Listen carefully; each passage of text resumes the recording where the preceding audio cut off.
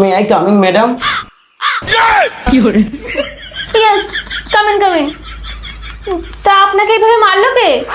Madam, কে মেরেছে সেটা বড় কথা নয়, কিন্তু এই যে দেখুন আমার হাতে কিন্তু কোনো ঘড়ি ফড়ি নেই, কিন্তু তাও আমি সঠিক সময়ে ইন্টারভিউ দিতে এসেছি, এটা বড় কথা।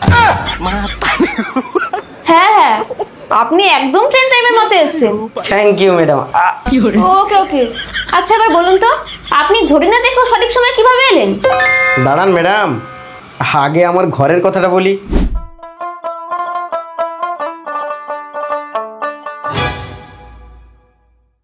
বাবা, কইটি 20 টাকা দিব? কেন 20 টাকা কি হবে?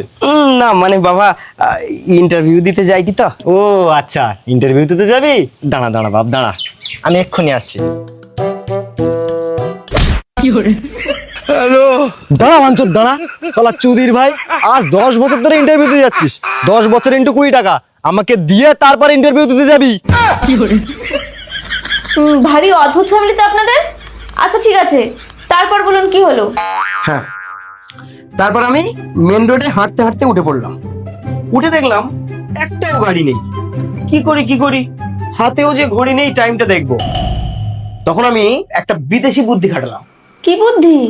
আরে দাঁড়ান ম্যাডাম, এত তাড়াহুড়ো করছেন কেন? সিন দেখুন। এই শালা হতচ্ছাড়া, এই দুপুর 12টার সময় ভদ্রলোকের বাড়ির সামনে এসে ষাঁড়ের মতো চেঁচামেচি করছিস? দাঁড়া, তোকে দেখাচ্ছি মজা। এইভাবেই আমি টাইমটা জেনে ফেললাম।